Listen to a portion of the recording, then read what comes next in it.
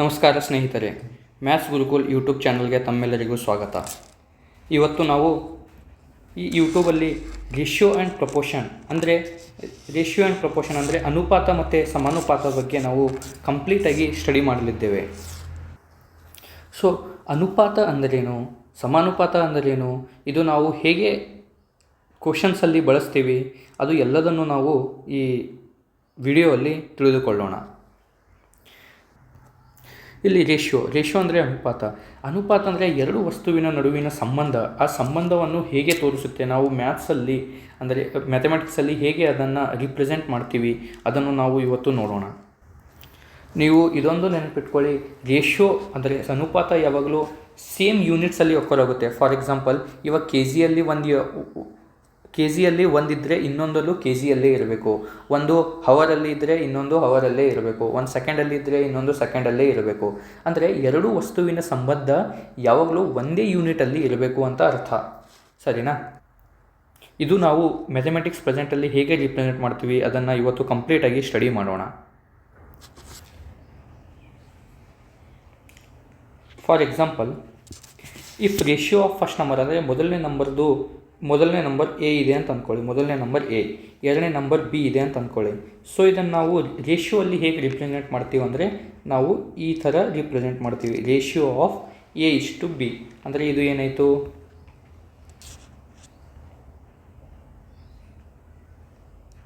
A ಮತ್ತು ಬಿನ ನಡುವಿನ ಸಂಬಂಧ. ಬಟ್ ಇದು ನಾವು ಈ ಥರ ಬರ್ತೀವಿ ಅಂದರೆ ಇದರ ಅರ್ಥ ಏನಂದರೆ ಏನು ಒಂದೇ ಯೂನಿಟಲ್ಲಿದೆ, ಏನು ಯಾವುದು ಒಂದು ಯೂನಿಟು, ಬಿನೂ ಒಂದೇ ಯೂನಿಟಲ್ಲಿದೆ, ಇದೇ ರೇಷಿಯೋ. ಸೊ ಫಾರ್ ಎಕ್ಸಾಂಪಲ್, ಇವಾಗ ನಾವು ಈ ರೇಷಿಯೋ ಅಥವಾ ಎ ಅಥವಾ ಬಿ ನಂಬರ್ನ ಯಾವುದೇ ನಂಬರಿಂದ ಮಲ್ಟಿಪ್ಲೈ ಮಾಡಿದ್ರು, ಎಡಿಷನ್ ಮಾಡಿದ್ರು, ಡಿವೈಡ್ ಮಾಡಿದ್ರು, ಅದು ರೇಷಿಯೋ ಯಾವತ್ತೂ ಚೇಂಜ್ ಆಗಲ್ಲ. ಫಾರ್ ಎಕ್ಸಾಂಪಲ್, ಇವಾಗ ಎರಡು ನಂಬರ್ ಇದೆ ಅಂತ ಅಂದ್ಕೊಳ್ಳಿ. ಸೊ ಒಂದು ನಂಬರು 3 ಇದೆ, ಇನ್ನೊಂದು ನಂಬರ್ 5 ಅಂತ ಅಂದ್ಕೊಳ್ಳಿ. ಸರಿನಾ ಸ್ನೇಹಿತರೆ? ಇವಾಗ ಇವೆರಡರ ನಡುವಿರೋದ ರೇಷಿಯೋ ಎಷ್ಟು? ರೇಷಿಯೋ ಬಂದುಬಿಟ್ಟು 3:5 ಅಂತ. ಈ ನಂಬರ್ನ ನಾನು ಯಾವುದೇ ರ್ಯಾಂಡಮ್ ನಂಬರಿಂದ ಮಲ್ಟಿಪ್ಲೈ ಮಾಡ್ತೀನಿ. ಫಾರ್ ಎಕ್ಸಾಂಪಲ್, ಈ ನಂಬರ್ಗೆ ನಾನು 4 ಮಲ್ಟಿಪ್ಲೈ ಮಾಡ್ತೀನಿ. ಸೊ ಈ ನಂಬರ್ಲು ನಾನು 4 ಮಲ್ಟಿಪ್ಲೈ ಮಾಡ್ತೀನಿ. ಸೊ ಇದೇನಾಯಿತು ಸ್ನೇಹಿತರೆ, 4 3 12. ಇದೇನಾಯಿತು, 5 4 20. ಸರಿನಾ ಸ್ನೇಹಿತರೆ? ಮತ್ತು ಇದನ್ನು ಸರಳೀಕರಣ ಮಾಡಿದಾಗ ನೋಡಿ, ಇದೇನಾಯಿತು, 4 3 12, 4 5 20. ಮತ್ತು ಅದೇ ಬಂತಲ್ಲ 3:5 ರೇಷಿಯೋ. ಸೊ ನಾವು ಮೊದಲು ಏನು ತಗೊಂಡಿದ್ದೀವಿ 3:5 ರೇಷಿಯೋ ಅದೇ ಬರುತ್ತೆ. ಅಂದರೆ ನಾವು ಯಾವುದೇ ನಂಬರ್ನ ಮಲ್ಟಿಪ್ಲೈ ಮಾಡೋದಾಗಲಿ, ಅಂದರೆ ಗುಣಾಕಾರ ಮಾಡೋದಾಗಲಿ, ಎಡಿಷನ್ ಮಾಡೋದಾಗಲಿ, ನಾವು ಏನಾದರೂ ಮಾಡಿದರೆ ಆ ರೇಷಿಯೋ ಯಾವಾಗಲೂ ಮೊದಲೇನಿರುತ್ತೆ ಅದೇ ಸೇಮ್ ಆಗಿರುತ್ತೆ. ರೇಷಿಯೋ ಯಾವತ್ತೂ ಚೇಂಜ್ ಆಗೋದಿಲ್ಲ. ಫಾರ್ ಎಕ್ಸಾಂಪಲ್, ನಾವು ಯಾವುದೇ ಸೇಮ್ ಎ ಮತ್ತು ಬಿನ ನಾವು ಆ್ಯಡ್ ಮಾಡಿದ್ರೂ ಅದೇ ಸೇಮ್ ಆಗುತ್ತೆ. ಸೊ ಫಾರ್ ಎಕ್ಸಾಂಪಲ್, ನಾವು ಎ ಮತ್ತು ಬಿ ರೇಷಿಯೋ ಇದೆ ಅಂತ ಅಂದ್ಕೊಳ್ಳಿ ಸ್ನೇಹಿತರೆ. ನಾವು A:B ರೇಷಿಯೋನ A/Bನೂ ಬರಿಬೋದು. ಇದು ಸಿ ಮತ್ತು ಡಿಗೆ ಈಕ್ವಲ್ ಇದೆ ಅಂತ ಅಂದ್ಕೊಳ್ಳಿ. ಸಿ ಮತ್ತು ಡಿ ಅಂದರೆ ಇದು 3ನೇ ಮತ್ತು 4ನೇ ನಂಬರ್. ಸೊ ಇದೇನಾಗುತ್ತೆ, ಡಿ ಈ ಸೈಡ್ ಬಂದರೆ ಇದು ಏನಾಗುತ್ತೆ, AD = BC. ಇದು ಸಿ ಈ ಸೈಡ್ ಹೋಯಿತು,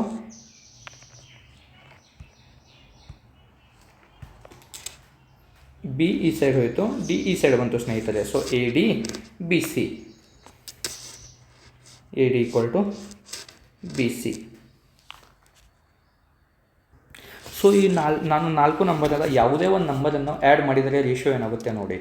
ಸೊ ಮೊದಲೇನಿತ್ತು A/B = C/D ಅಂತಿತ್ತು ಸ್ನೇಹಿತರೆ. ನೆಕ್ಸ್ಟು ನಾನು ಯಾವುದೇ ನಂಬರಿಂದ ಆ್ಯಡ್ ಮಾಡಿದಾಗ ಏನಾಗುತ್ತೆ, ಈ ನಂಬರ್ ಎಕ್ಸಿಂದ ಆ್ಯಡ್ ಮಾಡ್ತೀನಿ ಅನ್ಕೋ, ಬಿನೂ ಎಕ್ಸಿಂದ ಆ್ಯಡ್ ಮಾಡಬೇಕು, ಸಿನೂ ಎಕ್ಸಿಂದ ಆ್ಯಡ್ ಮಾಡಬೇಕು, ಡಿ ಕೂಡ ಎಕ್ಸಿಂದ ಆ್ಯಡ್ ಮಾಡಬೇಕು. ಸೊ ಆವಾಗ ಇದು A, B, C ಮತ್ತು D ಯಾವಾಗಲೂ ಅದೇ ರೇಷಿಯೋ ಅಲ್ಲಿ ಇರುತ್ತೆ. ABCD ಯಾವಾಗಲೂ AD = BC ಫಾರ್ಮ್ಯಾಟಲ್ಲೇ ಇರುತ್ತೆ. ಸೊ ನಾವು ಇದನ್ನು ಎಕ್ಸಾಮಲ್ಲಿ ಅಂದರೆ ಮುಂದೆ ನಾವು ಪ್ರಾಬ್ಲಮ್ ಮಾಡಿದಾಗ ನಿಮಗೆ ಕ್ಲಿಯರಾಗಿ ಅರ್ಥ ಆಗುತ್ತೆ ಸ್ನೇಹಿತರೆ. ಇವಾಗ ರೇಷಿಯೋ ಅಲ್ಲಿ ಇನ್ನೊಂದು, ಇವಾಗ ನೋಡಿ ಸ್ನೇಹಿತರೆ, ನಿಮ್ಮ ಹತ್ರ ಒಂದು 500 ರೂಪೀಸ್ ಇದೆ ಅಂತ ಅಂದ್ಕೊಳ್ಳಿ. 500 ರೂಪೀಸ್ ಇದೆ ಅಂತ ಅಂದ್ಕೊಳ್ಳಿ. ಎಷ್ಟು? 500 ರೂಪೀಸು. ನೀವು 2 ಜನರನ್ನು ಇದನ್ನು 500 ರೂಪೀಸು ಪರ್ಸನ್ ಎ ಮತ್ತು ಪರ್ಸನ್ ಬಿ ಇದ್ದಾರೆ ಅಂತ ಅಂದ್ಕೊಳ್ಳಿ. ಪರ್ಸನ್ ಎ ಮತ್ತು ಪರ್ಸನ್ ಬಿನ 2:3 ರೇಷಿಯೋ ಅಲ್ಲಿ ಹಂಚಬೇಕು. ಸೊ ಟೋಟಲ್ ನಿಮ್ಮ ಹತ್ರ ಎಷ್ಟು ಅಮೌಂಟ್ ಇದೆ? 500. ಸೊ ಟೋಟಲ್ ರೇಷಿಯೋ ಎಷ್ಟಾಯಿತು ಇಲ್ಲಿಂದ? ಟೋಟಲ್ ರೇಷಿಯೋ ಆಯಿತು 5. ಸೊ 5ರ ವ್ಯಾಲ್ಯೂ ಎಷ್ಟು ಕೊಟ್ಟಿದ್ದಾರೆ? 5ರ ವ್ಯಾಲ್ಯೂ 500. ಸೊ ಇದು 5ರ ವ್ಯಾಲ್ಯೂ 500 ಅಂದರೆ ಎಷ್ಟು ಟೈಮ್ಸ್ ಆಯಿತು? 100 ಟೈಮ್ಸ್. 500 500. ಸೊ ಎಗೆ ಎಷ್ಟು ಶೇರ್ ಬರಬೇಕು ಸ್ನೇಹಿತರೆ? ಎಗೆ ಶೇರ್ ಬರೋದು 2 × 100. ಸೊ ಇದು ಅಂತೂ 200 ರುಪೀಸು. ಹಾಗೆ ಸಿಮಿಲರ್ಲಿ ಬಿಗೆ ಎಷ್ಟು ಶೇರ್ ಬರಬೇಕು ಸ್ನೇಹಿತರೆ?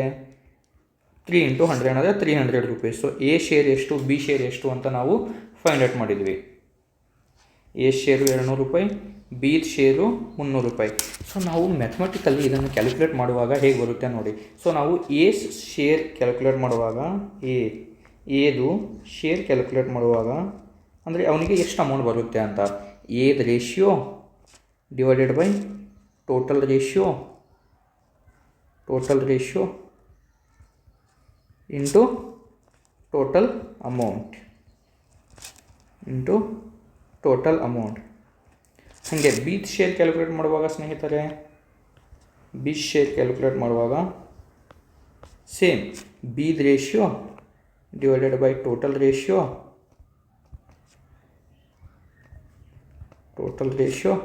ಇಂಟು ಟೋಟಲ್ ಅಮೌಂಟ್ ಸ್ನೇಹಿತರೆ.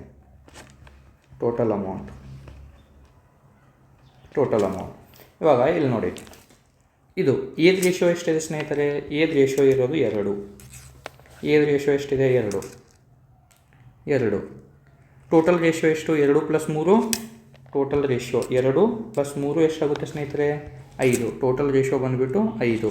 ಟೋಟಲ್ ಅಮೌಂಟ್ ಎಷ್ಟು? ಟೋಟಲ್ ಅಮೌಂಟ್ ಬಂದುಬಿಟ್ಟು 500 ರೂಪಾಯಿ. ಸೊ ಇದು ಆಗುತ್ತೆ 5 × 500. ಸೊ ಇದು ಬಂದುಬಿಟ್ಟು 200 ರುಪೀಸ್. ಹಾಗೆ ಬಿದ ರೇಷಿಯೋ ಮಾಡುವಾಗ ಬಿದ ರೇಷಿಯೋ ಎಷ್ಟು ಸ್ನೇಹಿತರೆ? 3. Total 5 into total amount 500. So ಇದು ಬಂದುಬಿಟ್ಟು 5 × 500 100 300 ರೂಪಾಯಿ ಸ್ನೇಹಿತರೆ. ಇದೇ ಥರ ನಾವು ರೇಷಿಯೋವನ್ನು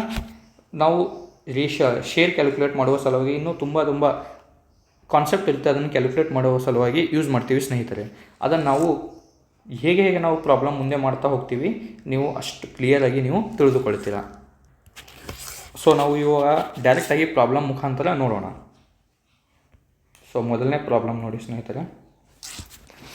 if A is to B 2:3, B is to C 4:5, find A is to B is to C ಅಂತ ಕೇಳಿದ್ದಾರೆ ಸ್ನೇಹಿತರೆ.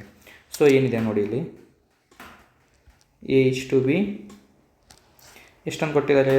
2:3. ಹಾಗೆ ಬಿ ಇಸ್ ಟು ಸಿ ಎಷ್ಟನ್ನು ಕೊಟ್ಟಿದ್ದಾರೆ ಸ್ನೇಹಿತರೆ? ಬಿ ಇಸ್ ಟು ಸಿ ಕೊಟ್ಟಿದ್ದಾರೆ 4:5. ನಾವು ಏನಂತ ಕೇಳಿದ್ದಾರೆ? A is to B is to ಸಿದ ವ್ಯಾಲ್ಯೂ ಕೇಳಿದ್ದಾರೆ. ಸೊ ಬಟ್ ನೀವು ಇಲ್ಲಿ ಅಬ್ಸರ್ವ್ ಮಾಡಿ, ಇಲ್ಲಿ ಏನು ಬಿದ ರೇಷಿಯೋ ಇಲ್ಲಿ 3 ಇದೆ, ಬಿದ ರೇಷಿಯೋ ಇಲ್ಲಿ 4 ಇದೆ.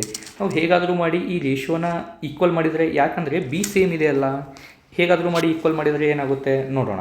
ಫಾರ್ ಎಕ್ಸಾಂಪಲ್ ಈಕ್ವಲ್ ಮಾಡುವ ಸಲುವಾಗಿ ಇದನ್ನು ನಾನು 4 ಮಲ್ಟಿಪ್ಲೈ ಮಾಡ್ತೀನಿ ಮತ್ತು ಇದನ್ನು ನಾನು 3 ಮಲ್ಟಿಪ್ಲೈ ಮಾಡ್ತೀನಿ.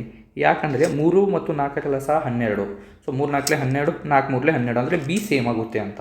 ಸೊ ಇಲ್ಲಿದೇನಾಯಿತು, ಇದನ್ನು ಮಲ್ಟಿಪ್ಲೈ ಮಾಡಿದರೆ ಹೀಗೆ, ಎ 4 × 2 = 8, ಎದ ವ್ಯಾಲ್ಯೂ 8 ಬಂತು, ಬಿದ ವ್ಯಾಲ್ಯೂ 4 × 3 = 12, ಈ ಸೈಡು 4 × 3 = 12, 3 × 5 = 15. ಇವಾಗ ಇಲ್ಲಿ ನೋಡಿ, ಬಿದ ವ್ಯಾಲ್ಯೂ ಎಷ್ಟಿದೆ? 12, ಎರಡರಲ್ಲಿ ಸೇಮ್. ಅಂದರೆ ಎ ಮತ್ತು ಬಿ ಮತ್ತು ಸಿದ ವ್ಯಾಲ್ಯೂ ಎಷ್ಟಾಗುತ್ತೆ? ಎದ ವ್ಯಾಲ್ಯೂ 8, ಬಿದ value 12, B value 12, C value ಎಷ್ಟಾಗುತ್ತೆ ಸ್ನೇಹಿತರೆ? 15. ಈ ಥರ ನಾವು ಎ ಬಿ ಸಿದು ವ್ಯಾಲ್ಯೂನ ಫೈಂಡ್ ಔಟ್ ಮಾಡ್ಬೋದು. ಹೋಪ್ ನಿಮಗೆ ಇದು ಅರ್ಥ ಆಗಿರ್ಬೇಕಂತ ಅನ್ಕೋತೀನಿ. ಸೊ ಆಪ್ಷನ್ ಎ ಇದಕ್ಕೆ ಸರಿಯಾದ ಉತ್ತರ ಸ್ನೇಹಿತರೆ. ನಾವು ಇದನ್ನು ಇನ್ನೊಂದು ಮೆಥಡಲ್ಲಿ ಕೂಡ ಮಾಡಬಹುದು. ಫಾರ್ ಎಕ್ಸಾಂಪಲ್, ಫಸ್ಟ್ ನೀವು ಏನು ಕೇಳಿದ್ದಾರೆ ಅದನ್ನು ಬರ್ಕೋಬೇಕು ಸ್ನೇಹಿತರೆ. ಎ ಬಿ ಸಿ ಇದು ನಮಗೆ ಕೇಳಿದ್ದಾರೆ. ಬಟ್ ಕ್ವಶನಲ್ಲಿ ಏನು ಕೊಟ್ಟಿದ್ದಾರೆ? ಎ ಇಷ್ಟು ಬಿ ಎಷ್ಟು ಕೊಟ್ಟಿದ್ದಾರೆ ಸ್ನೇಹಿತರೆ? 2:3. ಆಮೇಲೆ ಬಿ ಇಷ್ಟು ಸಿ ಎಷ್ಟು ಕೊಟ್ಟಿದ್ದಾರೆ? 4:5. ಒಂದು ಕೆಳಗಡೆ ಬರ್ಕೋಬೇಕು, 4:5 ಬಿ ಇಷ್ಟು ಸಿ. ಓಕೆನಾ ಸ್ನೇಹಿತರೆ? ನೆಕ್ಸ್ಟು ಇದರ ಮುಂದೆ ಏನಿರುತ್ತೆ ಅದನ್ನು ನಾವು ಬರಿಬೇಕು ಸ್ನೇಹಿತರೆ. 3ರ ಮುಂದೆ ಏನಿದೆ? 3 ಅಂತ ಬರಿಬೇಕು. ಈಗ ಇಲ್ಲಿ ಗ್ಯಾಪ್ ಇದೆ ಸ್ನೇಹಿತರೆ. ಸೊ 4 ಇದ್ರ ಹಿಂದೆ ಏನಿದೆ ಅದು ಬರಬೇಕು, 4ರ ಹಿಂದೆ 4. ಸರಿನಾ ಸ್ನೇಹಿತರೆ? ಇದನ್ನು ನಾವು ಮಲ್ಟಿಪ್ಲೈ ಮಾಡಬೇಕು. ಇವಾಗ ಅಂದರೆ ಗುಣಿಲೆ ಮಾಡಬೇಕು. ಸೊ 2 4 ಎಷ್ಟಾಯಿತು ಸ್ನೇಹಿತರೆ? 8. 3 4 12. ನೆಕ್ಸ್ಟ್ 3 5 15. ಸೊ ಯಾವುದರಿಂದಲೂ ಭಾಗ ಹೋಗುತ್ತಾ? ಹೋಗಲ್ಲ. ಸೊ A:B:C ರೇಷಿಯೋ ಎಷ್ಟು ಸ್ನೇಹಿತರೆ? 8:12:15 ಅಂದರೆ 8 12 15. ಸೊ ಆಪ್ಷನ್ ಎ ಇದಕ್ಕೆ ಸರಿಯಾದ ಉತ್ತರ.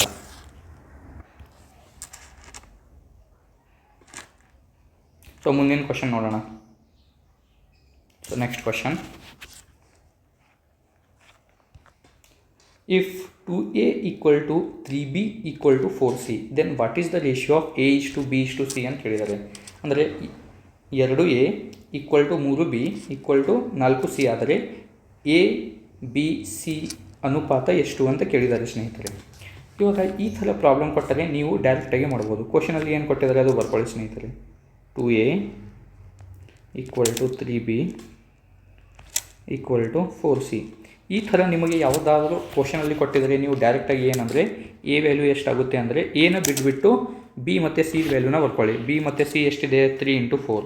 3 × 4 ಎಷ್ಟಾಗುತ್ತೆ ಸ್ನೇಹಿತರೆ? 12. ಹಾಗೆ ಬಿ ಅಂದರೆ ಬಿನ ಬಿಟ್ಬಿಡಬೇಕು. ಉಳಿತೆಷ್ಟು? 2 4. ಸೊ ಬಿ ವ್ಯಾಲ್ಯೂ ಏನಾಯಿತು ಇಲ್ಲಿ? 2 × 4. 2 4 8 ಸ್ನೇಹಿತರೆ. ನೆಕ್ಸ್ಟು ಸಿ ಅಂದರೆ ಸಿನ ಬಿಟ್ಟುಬಿಡಬೇಕು. ಸೊ ಉಳಿತೆಷ್ಟು? 2 3. ಸೊ ಇದೇನಾಯಿತು ಸ್ನೇಹಿತರೆ? 2 × 3 6. ಸೊ ಮತ್ತೆ ಇದನ್ನು ಭಾಗಾಕಾರ ಮಾಡಿದಾಗ ಎಷ್ಟಾಗುತ್ತೆ? ನಾವು 12 8 6 2ರಿಂದ ಭಾಗ ಹೋಗುತ್ತಾನೆ. 2 3 6 2 4 8 2 6 12. ಸೊ A:B:C ರೇಷಿಯೋ ಎಷ್ಟಾಯಿತು? 6:4:3. ಸೊ A:B:C ರೇಷಿಯೋ ಎಷ್ಟಾಯಿತು? 6:4:3 ಸ್ನೇಹಿತರೆ. ಸೊ ಆಪ್ಷನ್ ಬಿ ಇದಕ್ಕೆ ಸರಿಯಾದ ಉತ್ತರ. ಮುಂದಿನ ಪ್ರಾಬ್ಲಮ್ ಮಾಡೋಣ ಸ್ನೇಹಿತರೆ. ಸೊ ನೆಕ್ಸ್ಟ್ ಪ್ರಾಬ್ಲಮ್ ಕ್ವಶನ್ ಏನು ಹೇಳ್ತಿದೆ ನೋಡಿ. If A/3 equal to B/4 equal to C/5 then find the value of A:B:C. ನೋಡಿ, ಎಲ್ಲ ಥರದ ಪ್ರಾಬ್ಲಮ್ನು ನಾನು ಈ PDF ಇನ್ಕ್ಲೂಡ್ ಮಾಡಿದ್ದೀನಿ. ಸೊ ನೀವು ಎಕ್ಸಾಮಲ್ಲಿ ಯಾವತ್ತಾದರೂ ಎಕ್ಸಾಮಲ್ಲಿ ಬಂದಾಗ ನೀವು ಡೈರೆಕ್ಟಾಗಿ ಅದನ್ನು ಅಟೆಂಡ್ ಮಾಡ್ಬೋದು ಸ್ನೇಹಿತರೆ, ಈಸಿಯಾಗಿ. ಸೊ ಕ್ವಶನಲ್ಲಿ ಏನು ಕೊಟ್ಟಿದ್ದಾರೆ ನೋಡಿ. A/3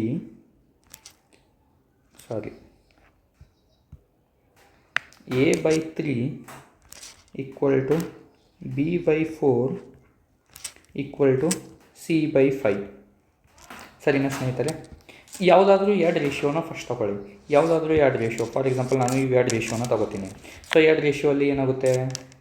ಈ ಬಿನ ಕೆಳಗಡೆ ಕಳಿಸಿದಾಗ ಬಿ ಈಕ್ವಲ್ ಟು ಈ 3ನ ಈ ಸೈಡ್ ಕಳಿಸಿದಾಗ 3/4 ಆಗುತ್ತೆ. ಸೊ ಎ ವ್ಯಾಲ್ಯೂ 3 ಸ್ನೇಹಿತರೆ. ಅಂದರೆ ನಾನು ಕರೆಕ್ಟಾಗಿ ಹೇಳ್ತಿಲ್ಲ, ಬಿ ವ್ಯಾಲ್ಯೂ ಚೇಂಜ್ ಆಗ್ಬೋದು. ಯಾಕಂದರೆ ಬಿ ಇನ್ನೊಂದು ಸಲನೂ ಕೊಟ್ಟಿದ್ದಾರೆ. ಸೊ ನಾವು ಮಲ್ಟಿಪ್ಲೈ ಮಾಡಿ ಚೇಂಜ್ ಆಗ್ಬೋದು.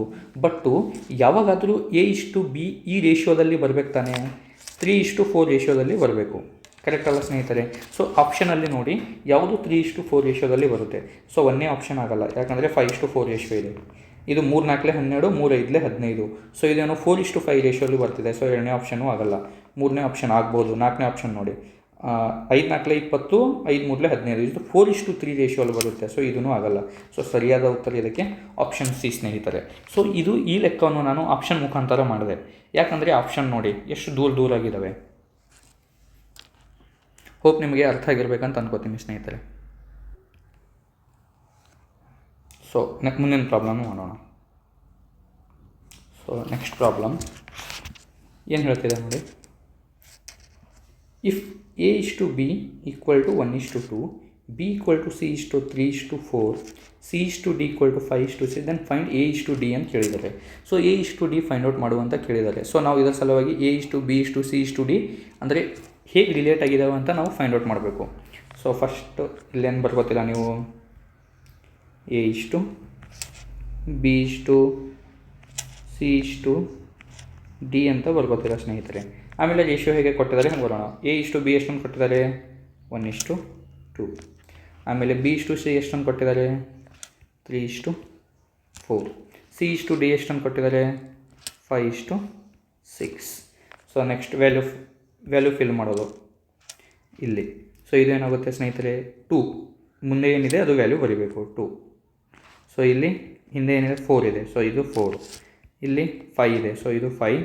ಇಲ್ಲಿನೂ 5. ಇಲ್ಲಿ 3 ಇದೆ, ಸೊ ಇಲ್ಲಿ 3. ಸೊ ನೆಕ್ಸ್ಟ್ ಏನು ಮಾಡಬೇಕು ಸ್ನೇಹಿತರೆ, ಮಲ್ಟಿಪ್ಲೈ. ಓಕೆನಾ. ಸೊ ಏನಾಗುತ್ತೆ ನೋಡಿ, 1 3 1 3 5, 3 5 15. ಸೇಮ್ ನಮಗೆ ಖಾಲಿ ಜಸ್ಟ್ A/D ಅಂತ ಕೇಳಿದ್ದಾರೆ, ನಾವು A/D ಅಷ್ಟೇ ಮಾಡೋಣ. ಓಕೆ, ಇದೇನಾಗುತ್ತೆ 2 4 8, 8 6 48. ಸರಿನಾ ಸ್ನೇಹಿತರೆ, 8 6 48. ಸೊ ಆಪ್ಷನ್ 15:48 ಯಾವುದಾದ್ರೂ ಆಪ್ಷನಲ್ಲಿ ಇದೆನಾ? ಸೊ 15:48 ಒಂದು ಆಪ್ಷನಲ್ಲಿ ಇದೆ. ಸೊ ಬಟ್ ಇದನ್ನು ನಾವು ಸರಳೀಕರಣ ಮಾಡಿದಾಗೂ ನೋಡಿ, 3 5 15. ನೆಕ್ಸ್ಟು 3 1 3 3 6 18, 5:16. ಸೊ ಆಪ್ಷನ್ ಇದು 5:16 ಮತ್ತು 15:48 ಬರುತ್ತೆ. ಸೊ ಬಟ್ ಈ ಎರಡು ಆಪ್ಷನ್ ಕರೆಕ್ಟು. ಬಟ್ ಯಾವತ್ತು ನಾವು ರೇಷಿಯೋವನ್ನು ಫುಲ್ ಸರಳೀಕರಣ ಮಾಡಿ ಬರಿತೀವಿ ಸ್ನೇಹಿತರೆ. ಸೊ ಫುಲ್ ಕ್ಲೋಸ್ ಇರೋ ಆಪ್ಷನು 5:16 ಅಂತ ಆಗಬೇಕು ಇದೆ ನನ್ನ answer. So A/D ratio 5:16.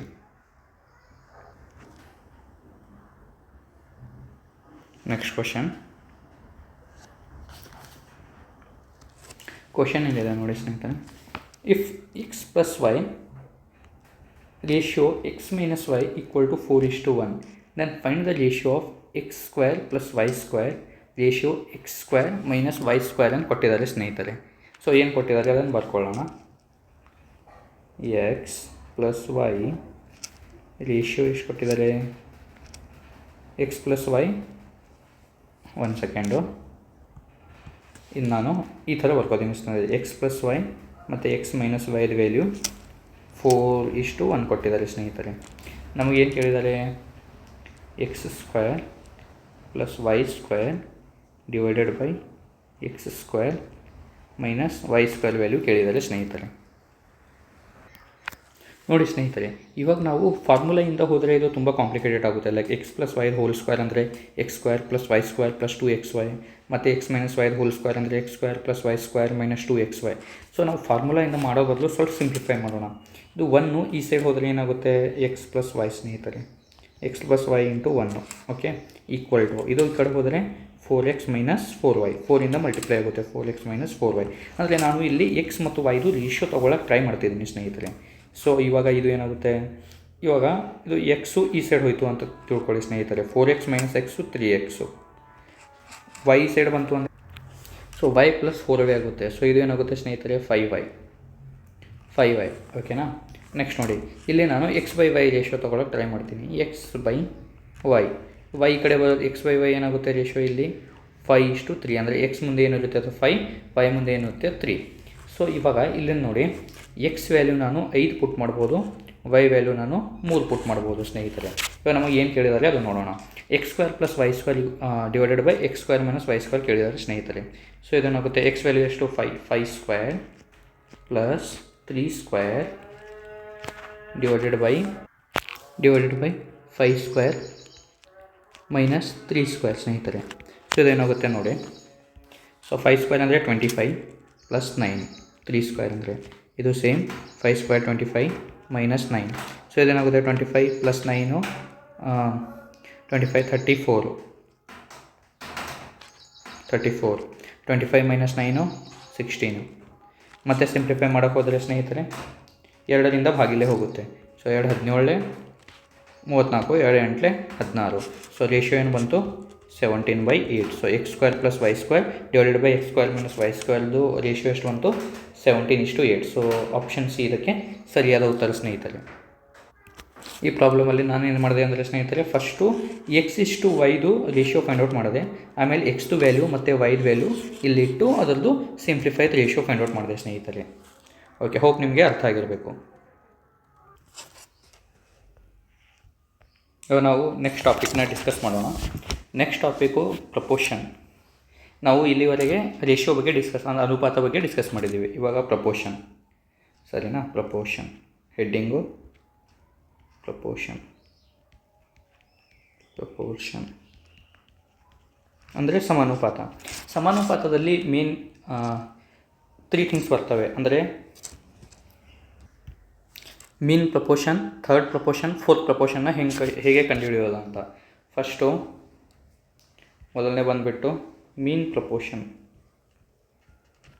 So ತಿಳ್ಕೊಳ್ಳಿ, ಮೀನ್ ಪ್ರಪೋರ್ಷನ್.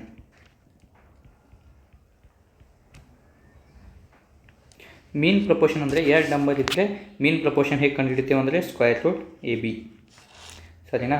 ಹಾಗೆ ಥರ್ಡ್ ಪ್ರಪೋರ್ಷನ್.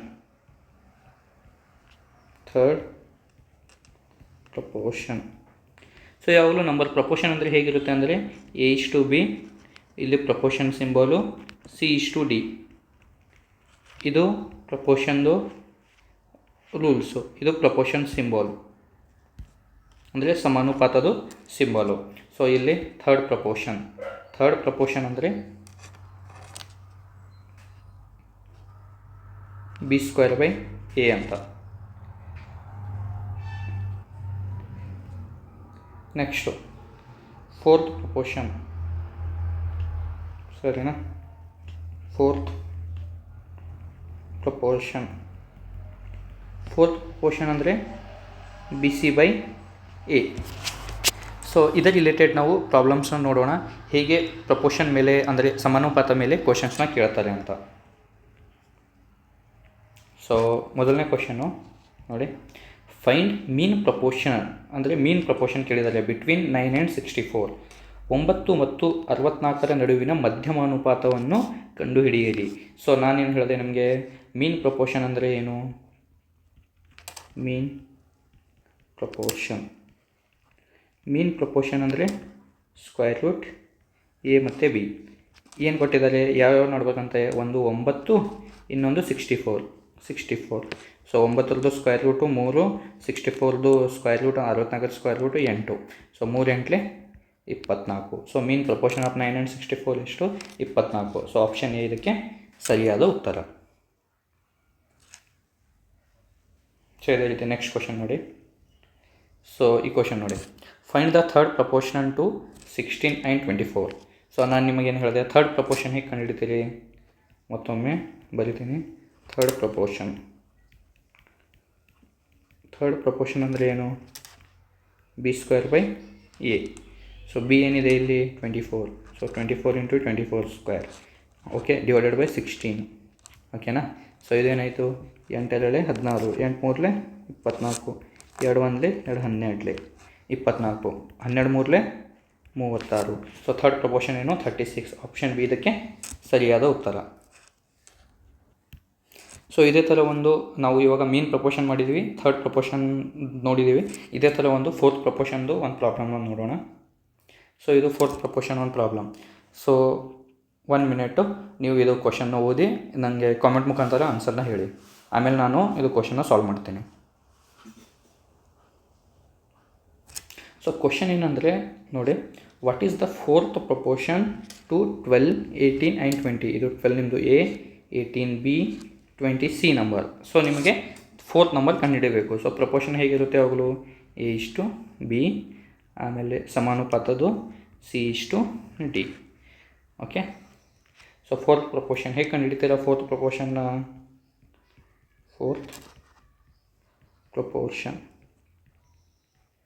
ಪ್ರಪೋರ್ಷನ್ ಅಂದರೆ ಏನು? BC/A. B ಏನು? 18, ಸರಿ. B ಬಂದುಬಿಟ್ಟು 18, C ಬಂದುಬಿಟ್ಟು 20, ಡಿವೈಡೆಡ್ ಬೈ A ಬಂದುಬಿಟ್ಟು 12. ಸೊ ಇದು 4 3 12, 4 5 20, 3 1 3, 3 6 18, 6 5 30. ಸೊ ಫೋರ್ತ್ ಪ್ರಪೋರ್ಷನ್ ಏನು ಬಂತು? 30. ಸೊ ಆಪ್ಷನ್ ಸಿ ಇದಕ್ಕೆ ಸರಿಯಾದ ಉತ್ತರ. So next what number.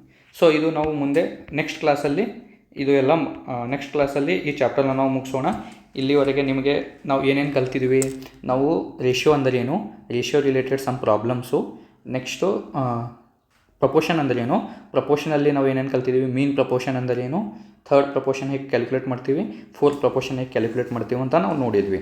So ಚಾನಲ್ನ ನೀವು ಸಬ್ಸ್ಕ್ರೈಬ್ ಮಾಡ್ಕೊಳ್ಳಿ. ಸೊ ನಾನು ನೆಕ್ಸ್ಟ್ ವಿಡಿಯೋ ಇದು ಹಾಕಿದಾಗ ಇದು complete ratio and proportion chapter ಮುಗಿಸ್ಬಿಡ್ತೀನಿ. ಇನ್ನೂ 15 to 20 ಕ್ವಶನ್ಸ್ ಇದ್ದಾವೆ, ಅವು ನಾವು ನೆಕ್ಸ್ಟ್ ಕ್ಲಾಸಲ್ಲಿ ಮಾಡೋಣ. ಸೊ ಇಲ್ಲಿವರೆಗೆ ಧನ್ಯವಾದಗಳು. ನಿಮಗೆ ವಿಡಿಯೋ ಹೇಗೆ ಅನಿಸಿದೆ ಅಂತ ಕಾಮೆಂಟ್ ಮುಖಾಂತರ ಹೇಳಿ. ಮತ್ತು ವಿಡಿಯೋ ಇಷ್ಟ ಆದಲ್ಲಿ ಲೈಕ್ ಮಾಡಿ, ಸಬ್ಸ್ಕ್ರೈಬ್ ಮಾಡಿ ಮತ್ತು ನಿಮ್ಮ ಫ್ರೆಂಡ್ಸ್ಗೂ ಶೇರ್ ಮಾಡಿ. ಧನ್ಯವಾದಗಳು.